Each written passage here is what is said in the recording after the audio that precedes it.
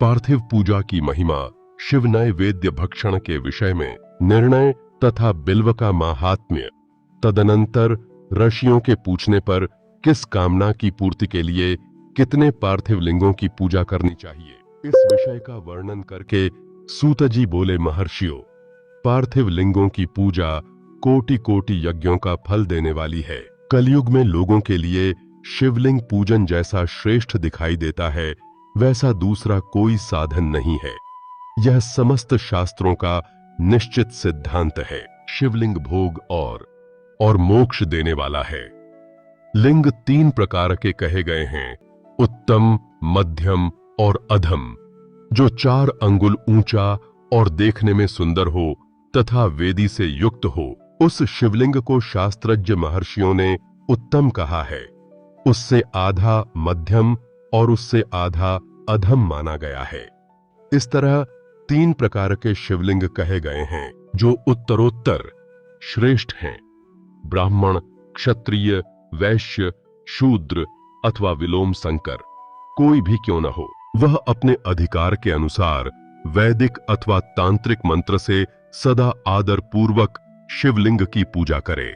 ब्राह्मणों, महर्षियों, अधिक कहने से क्या लाभ। शिवलिंग का पूजन करने में स्त्रियों का तथा अन्य सब लोगों का भी अधिकार है। द्विजों के लिए वैदिक पद्धति से ही शिवलिंग की पूजा करना श्रेष्ठ है, परंतु अन्य लोगों के लिए वैदिक मार्ग से पूजा करने की सम्मति नहीं है।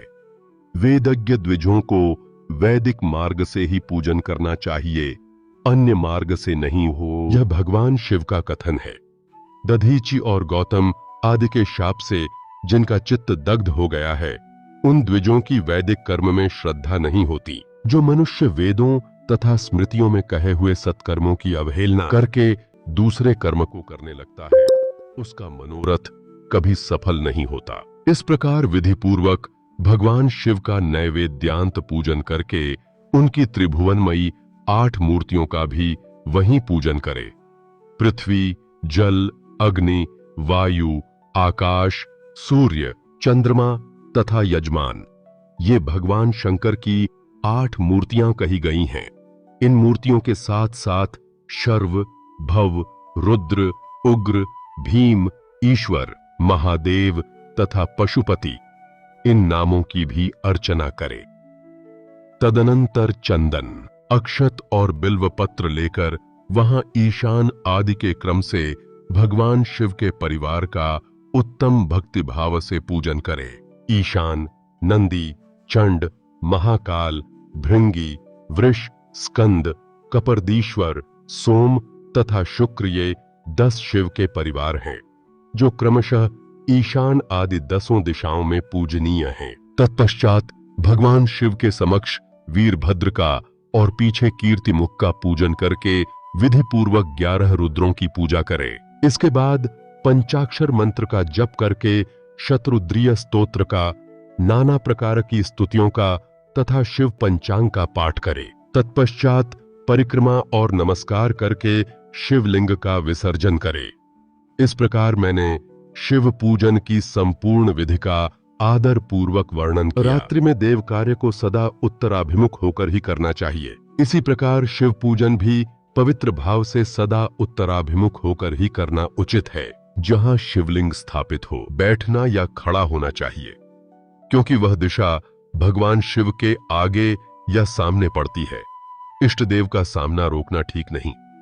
शिवलिंग से उत्तर दिशा में भी न बैठे कहा, क्योंकि उधर भगवान शंकर का वामांग है, जिसमें शक्ति स्वरूपा देवी उमा विराजमान है।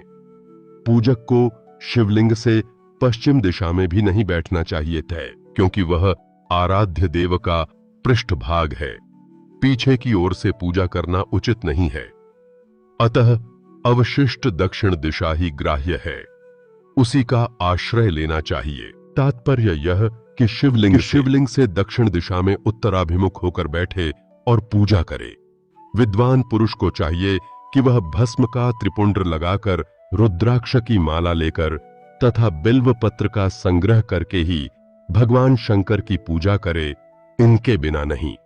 मुनिवरों, शिव पूजन आरंभ करते समय यदि भस्म न मिले तो मिट्टी से भी ललाट में त्रिपुंड्र अवश्य कर लेना चाहिए। ऋषि बोले, मुने, हमने पहले से यह बात सुन रखी है कि भगवान शिव का नैवेद्य नहीं ग्रहण करना चाहिए। इस विषय में शास्त्र का निर्णय क्या है, यह बताइए। साथ ही बिल्व का माहात्म्य भी प्रकट कीजिए। सूत जी ने कहा, मुनियों, आप शिव संबंधी व्रत का पालन करने वाले हैं, अतः आप सबको शतशः धन्यवाद है। मैं प्रसन्नता पूर्वक सब कुछ बताता हूं, आप सावधान होकर सुने। जो भगवान शिव का बाहर भीतर से पवित्र और शुद्ध है, उत्तम व्रत का पालन करने वाला तथा दृढ़ निश्चय से युक्त है, वह शिव नैवेद्य का अवश्य भक्षण करे। भगवान शिव का नैवेद्य अग्राह्य है, इस भावना को मन से निकाल दे। शिव के नैवेद्य को देख लेने मात्र से भी सारे पाप दूर भाग जाते हैं। उसको खा लेने पर तो करोड़ों पुण्य अपने भीतर आ जाते हैं। आए हुए शिव नैवेद्य को सिर झुकाकर प्रसन्नता के साथ ग्रहण करे और प्रयत्न करके शिव स्मरण पूर्वक उसका भक्षण करे। आए हुए शिव नैवेद्य को जो यह कहकर कि मैं इसे दूसरे समय में ग्रहण करूंगा, लेने में विलंब कर देता है, वह मनुष्य निश्चय ही पाप से बांध जाता है। जिसने शिव की दीक्षा ली हो, उस शिव भक्त के लिए यह शिव नैवेद्य अवश्य भक्षणीय है, ऐसा कहा जाता है। शिव की दीक्षा से युक्त शिव भक्त पुरुष के लिए सभी शिवलिंगों का नैवेद्य शुभ एवं महाप्रसाद है, अतः वह उसका अवश्य भक्षण करे।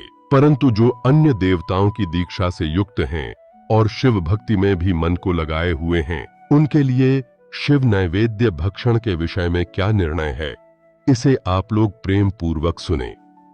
ब्राह्मणों, जहां से शालग्राम शिला की उत्पत्ति होती है, वहां के उत्पन्न लिंग में रसलिंग, पारदलिंग में पाषाण, रजत तथा सुवर्ण से निर्मित लिंग में, देवताओं तथा सिद्धों द्वारा प्रतिष्ठित लिंग में, केसर निर्मित लिंग में, स्फटिक लिंग में, रत्न निर्मित लिंग में तथा समस्त ज्योतिर्लिंगों में विराजमान भगवान शिव के नैवेद्य का भक्षण चांद्रायण व्रत के समान पुण्यजनक है। ब्रह्म हत्या करने वाला पुरुष भी यदि पवित्र होकर शिव निर्माल्य का भक्षण करके उसे सिर पर धारण करे तो उसका सारा पाप शीघ्र ही नष्ट हो जाता है। पर जहां चंड का अधिकार है, वहां जो शिव निर्माल्य हो उसे साधारण मनुष्यों को नहीं खाना चाहिए।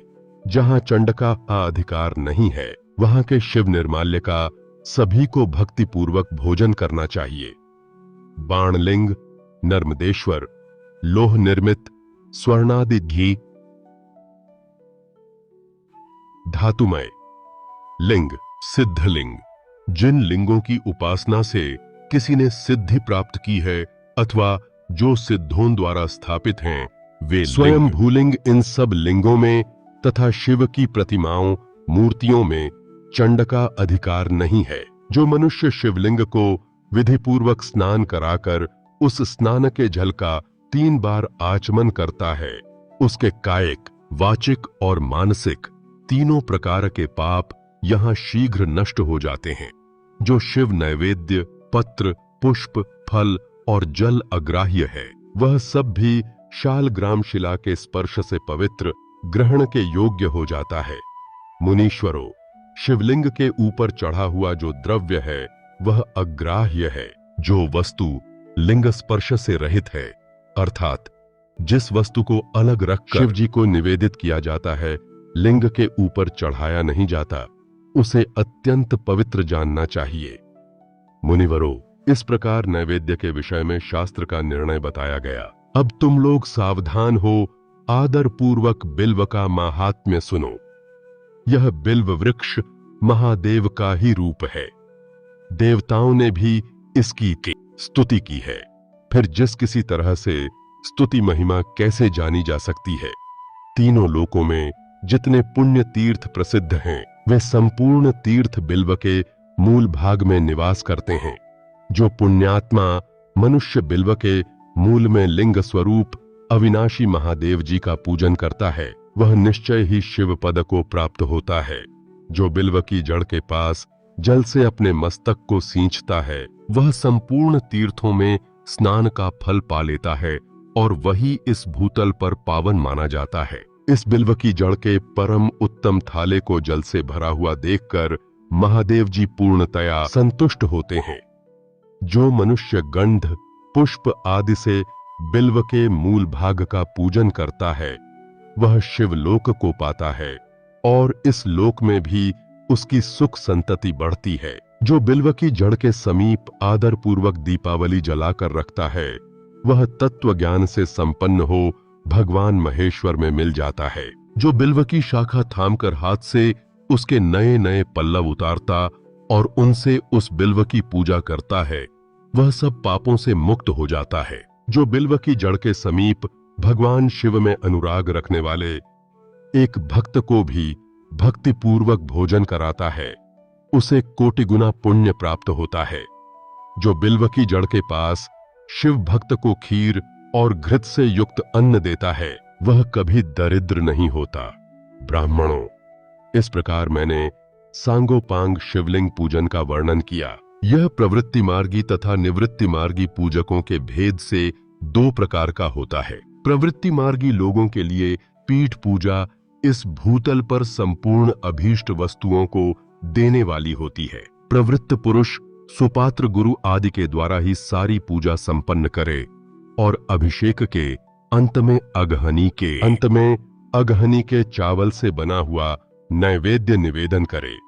पूजा के अंत में शिवलिंग को शुद्ध संपुट में विराजमान करके घर के भीतर कहीं अलग रख दे। निवृत्ति मार्गी उपासकों के लिए हाथ पर ही शिव पूजन का विधान है। उन्हें भिक्षा आदि से प्राप्त हुए अपने भोजन को ही नैवेद्य रूप में निवेदित कर देना चाहिए। निवृत्त पुरुषों के लिए सूक्ष्म लिंग ही श्रेष्ठ बताया जाता है। वे विभूति से पूजन करें और विभूति को ही नैवेद्य रूप से निवेदित भी करें। पूजा करके उस लिंग को सदा अपने मस्तक पर धारण करें और धार्मिक वीडियो देखने के लिए चैनल को सब्सक्राइब करें, वीडियो को लाइक शेयर करें। धन्यवाद।